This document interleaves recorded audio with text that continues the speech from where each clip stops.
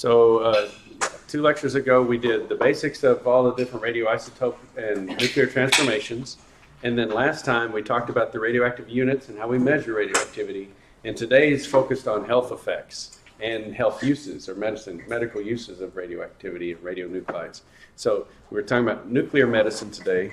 We use it quite often, especially in our cardio health, looking at stress tests and scans of the arteries that feed the heart. So let's look at sources of exposure. We live in a radioactive world. Where does our background radiation dose come from? This is from the freshman text, 2 different texts, Zumdahl and Brown-LeMay. Brown-LeMay is the one we typically use at this university. We use Zumdahl at my previous university. And so it has all of these different sources in terms of millirem per year. And last time, actually, it was at the very last slide, and I don't think we got to it. But we don't see a health effect until, let's see, on this scale, in terms of millirem, it would be 25,000 millirem. Wow, good. Okay, so we don't see any health effects from these, at least acute health effects. There may be long-term or chronic health effects, like if you constantly get exposed to radiation, eventually, statistically, you may have a cell go cancerous. Okay, so chronic effects are difficult to detect, or actually difficult to trace to any one insult. How do you know it was radiation that gave you cancer, not hot dogs, or whatever else that happened in your life? So it's hard to track down the sources of these different diseases, but we can trace some of them based upon particular lifestyles and locations, and we'll talk about those specifically. But let's go through the list. Cosmic radiation, that's our own sun mostly.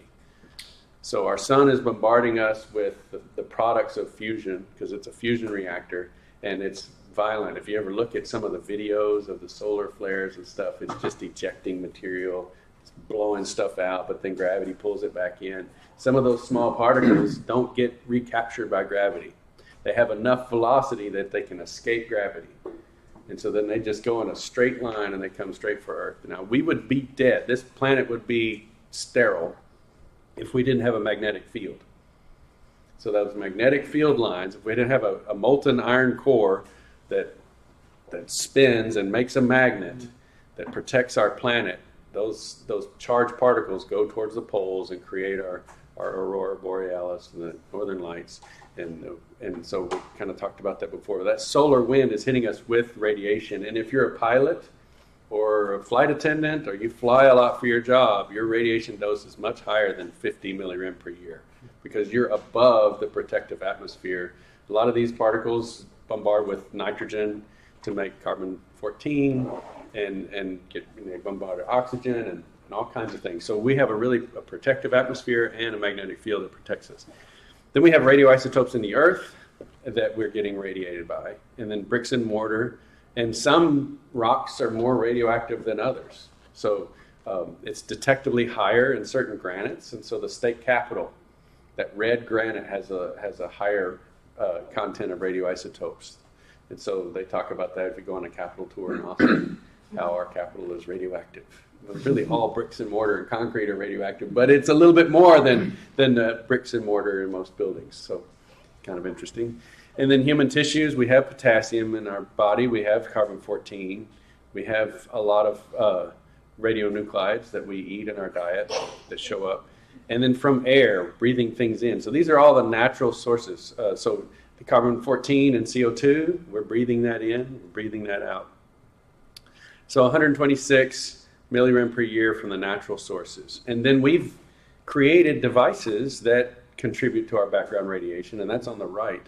X-rays, if you go get a dental X-ray, or if you're in a crash or have some kind of medical issue, you go in and get an X-ray. This is obviously average for sort of average U.S. citizen, but if you didn't get any X-rays this year, it's probably lower. But then if you're in a car wreck, like I was when I was in high school, I had 17 X-rays. I mean, they took pictures from all different directions. And so my dose that year was a little higher because of the many X-rays, or if you get your teeth X-rayed. Now, I've heard that there's an optional flap. I haven't seen this since I read this article. It was talking about, in particular, females in the thyroid. So apparently the thyroid is more susceptible to radiation damage, and there's a little flap, a little throat flap on the lead apron that they put over you. And if it's there, use it. You know, they may not tell you to put it up, but when you're getting a dental x-ray, go ahead and protect your thyroid as much as you can. And if it's one that just drapes over you and it has sort of a scoop neck, go ahead and pull it up under your chin. The more shielding you have, the better. And you saw that from the lab. You know, you put tin and so on in between that source and the detector, and the radiation drops quite a bit. And so go ahead and protect the rest of your body. What you really want is just to expose that film with the x-rays and not irradiate your thyroid or anything else. Is it a huge risk? No, because again, it's 50 millirem or less. But again, statistically, why up your chances of getting cancer? And then Mom always told me, don't get too close to the TV because it's radioactive. You know, so as a kid, you get really close and your mom would pull you back because it's radioactive. And I always thought she's full of bull, right? This is just a television in someone's house. But no, you got an electron gun in there, and just like a scanning electron microscope, if it knocks a 1s electron out of the orbital, then another electron drops in and spits out an X-ray. And so television sets, the old kind, the cathode ray tubes, did emit a small amount of X-rays and give us, 2 millirem per year, also with any kind of wastes and things that go along with the electronics. And then we've talked about being in a nuclear society where we tested nuclear weapons in the atmosphere in the 60s and the 50s. That contributed, because it was divided over the whole atmosphere of the Earth, only about 4 millirem per year. It was detectable, though. Whenever they detonated a atomic weapon in the air, you could measure the background radiation from the sky with weather balloons and things, and you could see the radioactivity go up and then back down, and then up and back down, and it would oscillate and it would smooth out to a baseline.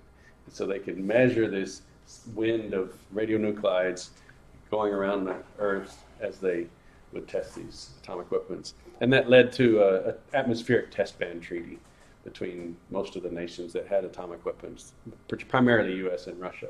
We said, all right, let's quit testing in the atmosphere because what we're doing is spreading out radioactivity everywhere. So the total human sources comes up to about 67 millirem per year, and so a grand total 193 millirem per year.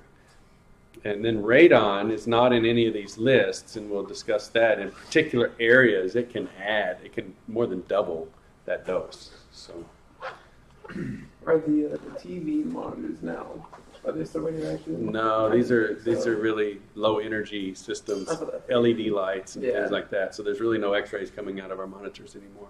That's good.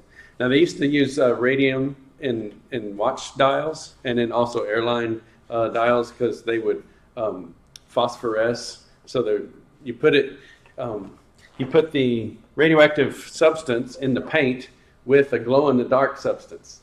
Okay, and so the radioactive substance is always charging up the glow-in-the-dark substance. And so this stuff glows in the dark naturally and will never not glow in the dark. So that's great for a watch dial, especially for the military. You know, you're in the dark, you're like, okay, you see what time it is. And so they had a kind of a tragic situation where people would paint those letters on.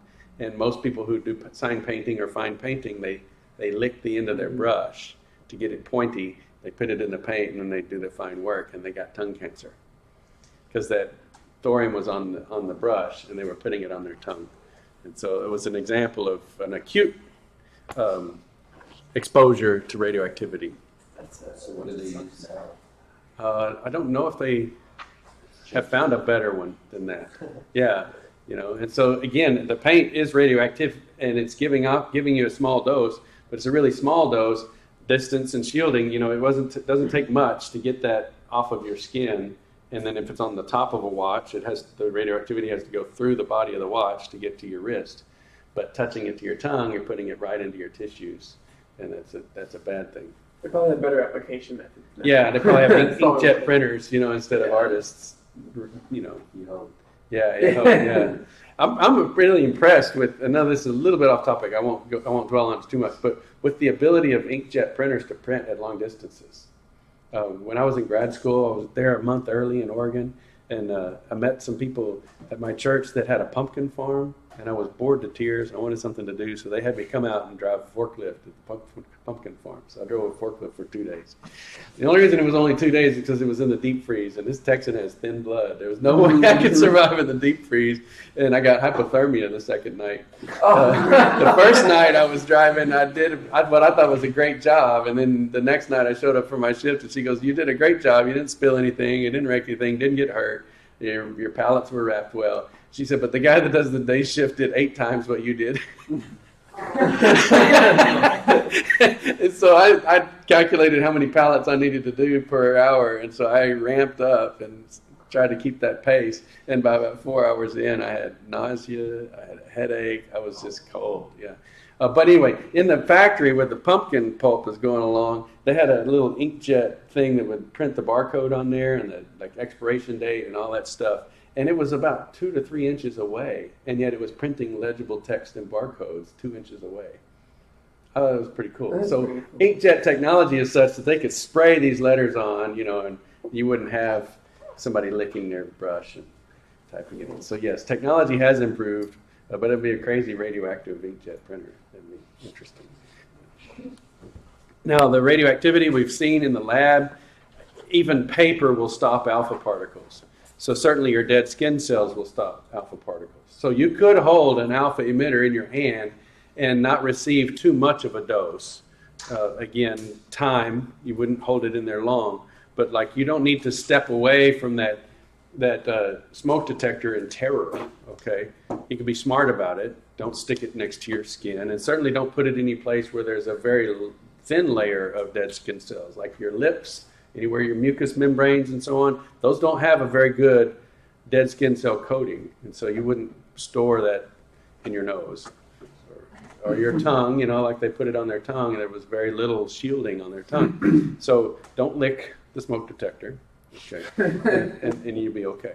Also keep it far away, because air, you could see even in the distance measurements that air shielded those alpha particles. So just a centimeter of air was enough to stop a pretty strong source from giving you alpha damage. But the problem is that alpha particle comes out of americium-241, and then what's left behind is probably a beta emitter. So it's not just emitting alpha particles. Somewhere along that decay chain, it's most likely a beta emitter. And so if it's an alpha emitter, it's probably also a beta emitter, and beta particles go deeper. They go through lead, they go through aluminum, they go through paper, they go through your skin, and they will irradiate your skin. And if you get a strong exposure to beta decay or beta particles, you will have a deep sunburn. So just like if you're outside, UV penetrates through your dead skin cells and gives you a sunburn, and your body's response to that is to metabolize those dead skin cells. And if it's really deep, your skin really peels off as it's replacing those skin cells. And if it's deep and again, a lot of damage, your body responds with blisters. It's setting up scaffolding so that it can metabolize those cells. So there's swelling, there's blistering, and if it's even, have you ever had a sunburn so bad you got a fever? Yeah, I have too. It's not fun. And so your body is just responding to an insult, dead skin cells. Now, beta particles can go deep into the body, and you can have, you can kill tissues deep, even below your skin. Gamma particles or gamma rays will go through bone and even go through into your organs. Now, that's external. It's potentially 20 times worse, that multiplier that we use for alpha particles, if you were to ingest this. And so they, just some of the stupid things they did in the 50s, they thought radioactivity was healthful. And they would make water crocks with thorium in it, like your irradiated water, and people were drinking radionuclides for health benefits, and it was making them sick. And it was just, how it's exotic, right? And this fad, and it was a bad fad. Is that one of the ex-Nazi scientist ideas? No, it was just like health craze. You know how these quacks, they think they're going to go and produce something exotic, and then people follow along. I've got some photographs of some of these. Man, I need to turn the video off for this. I'm going to step on some toes. But some of these quackery things outside the little yoga house that a friend of mine goes to, I'm sitting there and I'm taking photos about all the benefits of infrared yoga and all this. And I was like, that is not true. So, yeah, there was like have the infrared lights in the yoga room. And I don't know. I just think it's weird because we bombed Japan and they're getting this radiation, but over here we're drinking it and we're not. Yeah, no, it doesn't make any sense at all. Yeah. No, it doesn't. Yeah, so. But anyway, the thing is, so what's going to happen in terms of cancer risk is anytime there's cell division, you know, that there's real susceptibility for DNA damage that's not caught. If the double helix is all wound up in a chromosome and you damage it somehow, okay, then it's probably going to produce crummy proteins and do all kinds of other things that are going to wreck that cell. But if you unwind the DNA and all of a sudden you blast one side of those strands and the cell's dividing, you may produce a cell that is cancerous. Half of that DNA went to one cell, and that's the small window where cancerous cells can be produced, is when there's cell division. Well, who's dividing cells like crazy? Babies, right? They're growing, and they're growing rapidly. Where also are your cells, you know, producing a lot of new cells? Your lymph nodes, bone marrow, you know, so all of these things, but also cancer is also rapidly dividing, and it's most susceptible to damage to radiation. So that's why radiation can cause cancer, but it can also kill cancer. So once you have cancer, you hit that with radiation, and you're wrecking those cells because they're dividing rapidly. So it's kind of a weird thing. Radiation can cause cancer, but it can also kill cancer. Yes? So is there like some sort of flight risk for pregnant women? Well, yeah, anytime there's flight risk for anybody, but yeah. Well, I mean, again, it's the toxin is the dose. It maybe raise you a few millirem, you know, but it's not probably as risky as, you know, other medical procedures like X-rays. But again, it's a balance of risk. If there's, let's say, there's some sort of problem, you know, with the baby, and you need to take an X-ray, not just an ultrasound. You know, they're looking at the risk from the problem and weighing that with the risk from cancer or some other issue. And so it's always a balance of risk, and you've got to make that judgment. Like any kind of medicine, you look at the list of side effects, and it's a balance of risk. Do I want the benefit of the medicine worth risking the 5% chance of death? You know, 5% would be pretty high for death if that was the risk. A lot of times it's just headaches and irritation. So this is what's really going on, not just radiation damage to DNA, but most of the issue is reacting with water, because that's the most abundant molecule in our body. And if we create hydroxyl radicals, that's the main thing. It's homolytic cleavage of water. Yeah, so if we produce an anion, so H2O plus, not H3O plus, okay, H2O plus. So we've knocked an electron off of water, and now that plus is probably going to be on the proton, and something's going to take it away. So now we have OH neutral. The plus went away with the proton. We have OH neutral. So that's a free radical. It's an odd number of electrons. And so then it can abstract a hydrogen from any organic molecule. So that OH will pull a hydrogen off a molecule, and now you've got a molecule, an organic molecule that is a free radical, and then it can react.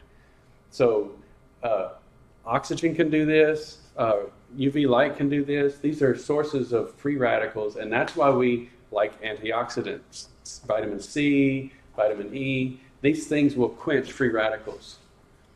Now, you can always overdo it. Don't take too much of that stuff, but the point is that those do play a role in oxidative damage in the body, and they prevent these free radicals from creating unwanted reactions with molecules that we want to protect. And so it will react preferentially with vitamin C or vitamin E and It'll quench that free radical.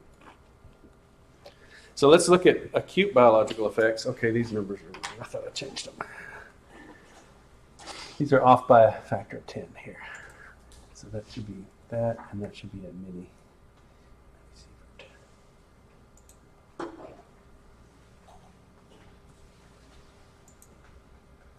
Let's see. 2,000 milliseconds.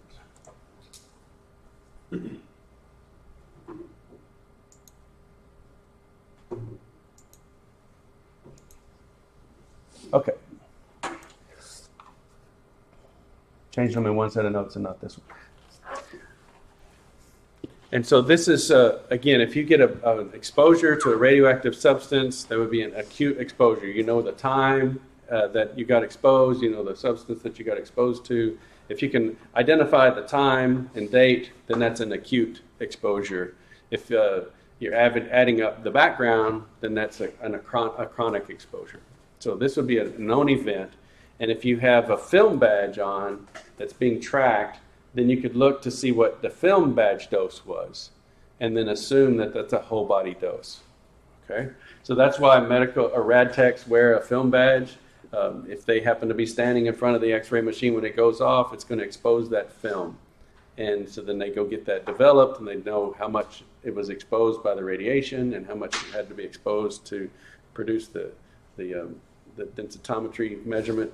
And then they would assume that difference is what was absorbed by the body. Yes. So if you're exposed to radiation, what's like the best way to like cleanse it from your body? I would say one thing you would probably, take one of those emergencies. It's like 1,000. It's like a whole gram of vitamin C. You're flooding your bloodstream with vitamin C. Hydroxyl radical is going to be where the water is, and the bloodstream is where the water is. There's some water in your tissues, but mostly it's in your bloodstream. And so that vitamin C will help quench those free radicals that were produced by the radioactivity, and then also take a diuretic. So any of the molecules that are still water soluble that were created that may be undesirable in the body would cause you to eliminate it. And so you want to sort of flush your body with water, drink lots of water, take vitamin C, and then take a diuretic like caffeine or even alcohol. So that was one thing in Pentex. They said if you got tritium exposure, then the prescription was to just drink beer because it makes you pee like crazy. And then also lots of compounds for that stuff to react with that you're going to pee out. So it was everybody was like, make me, what a tough prescription. But the other thing too is it's a pretty acceptable prescription too. Who wants to drink? Well, anyway, we can go on. But this would be the acute biological effects. Up to 25 rem, not millirem, but rem, would be no detectable clinical effects. Above 25 to 50, you would have a decrease in white blood cell counts as the body's trying to metabolize the damaged tissues. And then if you go above 100, then you start getting nausea and a decrease in white blood cell counts. The nausea, again, is really like a severe sunburn, but this is probably deep tissue. I mean, you can get enough of a radiation dose to actually kill an organ. Like if you were holding something here and it blasted your pancreas or your liver or your stomach, you could damage it to the point where it wouldn't function, and then you're going to die. Yeah, unless you do surgery, but you're probably not in a condition to recover from that surgery if you've burned up your guts. So this would be a traumatically bad situation. Most of those would happen in an unplanned criticality. So there was one of those several years ago. This was hearsay. I mean, someone told me about this, so I don't have all of the details. But it was a company. They were making. They were dealing with radioisotopes, and they were trying to sort of up the recipe, double the recipe to produce more in a given amount of time. And so they put too many radioisotopes in this solution, and they stirred it too fast. And when they stirred it too fast, it created a vortex, and all of the particles got to the middle and had a critical mass. And so they had a gamma flash and irradiated themselves. So that was an enormous bump in their irradiation dose. They probably would have been able to safely work if they hadn't created a vortex. It would have been a high dose, but it probably wouldn't have been a high enough dose. Again, they went from spontaneous fission and radioactivity to stimulated because they had a critical mass, and then it stimulated fission and gave a huge burst of gamma rays. So you'd have to go up to 500 rem to get the LD50. So that's death of half the exposed population within 30 days. Now, in order to keep people safe, we operate at a much lower level. We monitor people with dosimeters, and in fact, they even have dosimeter rings. So if you're actually doing assembly and working with radioactive materials with your hands, they'll put monitors on your fingers because your fingers are being irradiated more than your collar of your shirt. So they'll have a body, dosimeter, and they'll have a ring. And so whatever you did with your hands is on that ring, and then they'll get that developed. So I put mine in on a board, and I think they came by once a quarter and checked my dosimeter. And even though I was right there 3 feet from these weapons that had nuclear materials in them, I never showed any radiation exposure because most of these things are pretty well shielded, and it was never that close to them. So 3 feet away, I didn't get any dose at all. A friend of mine who was sitting on a storage container, and the fellow said, if you want to have children, you might not sit on that. Now, was that true or not? I mean, it's inside several layers of shielding, probably not getting much of a dose, but still, don't sit on the nuclear material. And you probably shouldn't be sitting on it anyway, So then they had administrative duty. So if we were ever there working with the material, and our film badge showed that we had 0.5 rem or 500 millirem in a given 3-month period, we were removed from our duties. So I'd have to be at my desk. I couldn't go down to the line where they were working with the nuclear material until 3 months had passed. Okay, and so some do it on a yearly basis. Some say 500 millirem in a year. Let's say your fiscal year is from September 1st to October 31st. You get to June, and your doses each quarter have added up to 500 millirem. You can't go anywhere near the nuclear material until September 1st again. So they're keeping your annual dose below 0.5 rem. And that's a pretty big safety factor. If you look at this, we don't even see any clinical effects until 25, and they're stopping you at your duties at 0.5. So it's like, Yeah. And then at the Fukushima reactor, they were having it at like 300 for females because they might be might not know they're pregnant, if that's the situation. There's in a certain period where you don't know, and so they kept them at a lower dose just for the added risk of maybe carrying a child and them not knowing. So, but overall they operate with a LARA, so that's an acronym that's useful to know. As low as reasonably achievable. What is reasonably achievable? Well, you could have everybody do one operation only per year and then leave, but you'd have to hire 100 times more employees. So that's not reasonable. So they keep it as low as reasonably achievable. So they spread the work around, they train as many people as they can to do contact work with radioactivity. And so they spread the dose around, and then they have these administrative limits. And so if you could make a change that would make the dose lower and still, not completely wreck your operations, then that's going to pull you towards that new procedure. And so if they could get by with 300 millirem and still produce what they need to produce, they would go as low as reasonably achievable. So that's why this number has gotten so low.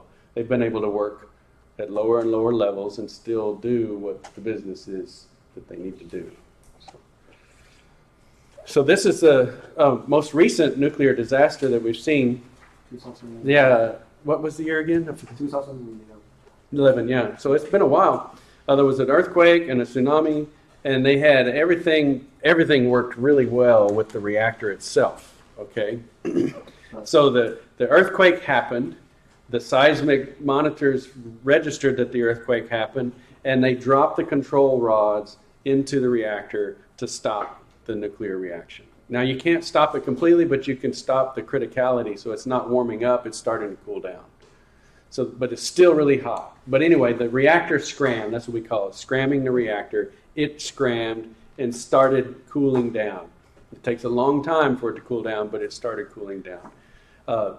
Then they have the generators, and it was like generators were up at 5 meters or whatever, but the tsunami was 5.25 meters.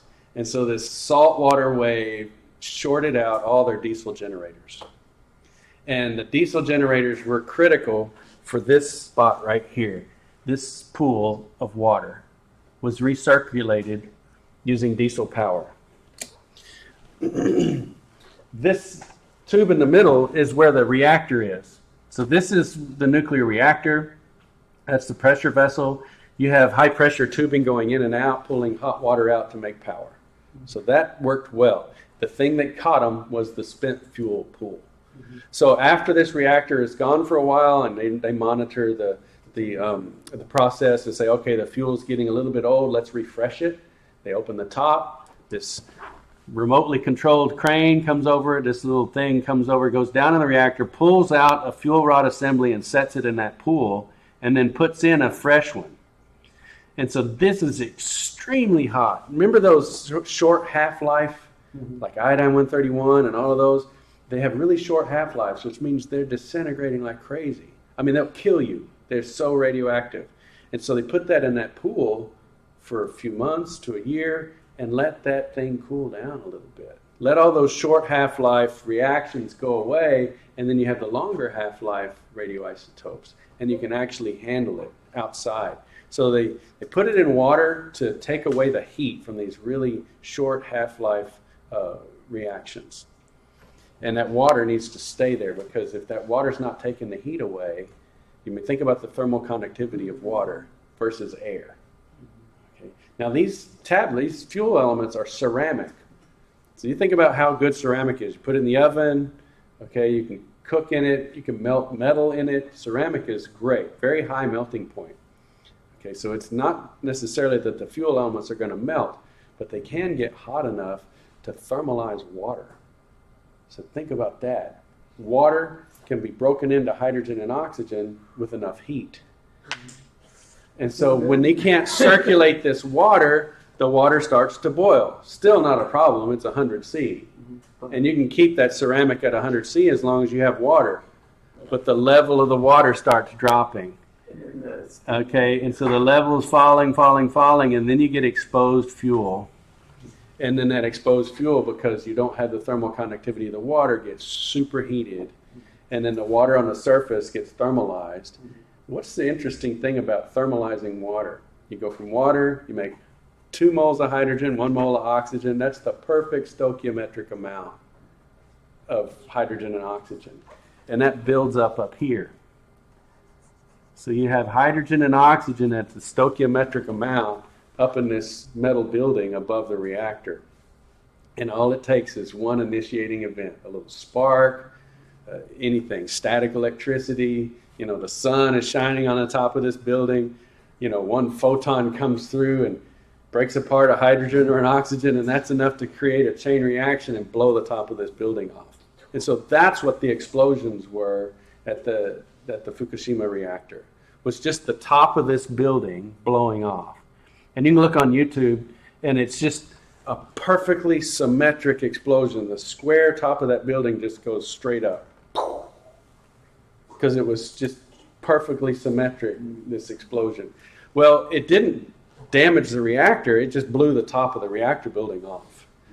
But this stuff was really hot. This gantry crane and the things that left this metal was being irradiated like crazy from the spent fuel pool. So that stuff was pretty radioactive. So let's look at the results of this. I mean, it was really sad. The media was playing this up. It was bad. I'm not saying it wasn't bad, but the media just terrified the people that were working at this plant. And they're calling their relatives and they're saying, we're standing in our own grave. We've all received a lethal dose. We're going to die. And there's nothing we can do about it. Think about calling your loved ones. I'm going to finish my job here because I can't do anything else. I know I'm going to die. Nobody received a lethal dose. Nobody even went over 25 rem. I'm not saying it wasn't a bad thing, but I'm saying the workers at that plant did not even receive above a clinical threshold dose of 25 rem. Here's all of the text for that. You can look at more, with this link. Now, there were some hot pieces of metal that blew off of that building. And here's a pile of rubble. This is a cool thing, a robotic dump truck. So with your PS2 connector and controller. And you go and scoop all that piping and things that blew off the top of that building. Now, they're putting out 30 rem per hour. Remember, the clinical detectable dose is 25 rem. Yeah. And so 1 hour with that stuff, you'd start having a white blood cell count change and things like that. That's why we have a robotic dump truck. Okay. To pick that stuff up and, package it and get it into, what would you do with that stuff? It's pretty hot, but it's hot because you've got low half-life or short half-life radioactive isotopes. So you let it sit for a while, and that background radiation on the surface of that piping and metal drops, and then you can deal with it. So we'll probably pick up here next time with this tale of two theories in terms of the risks of radiation.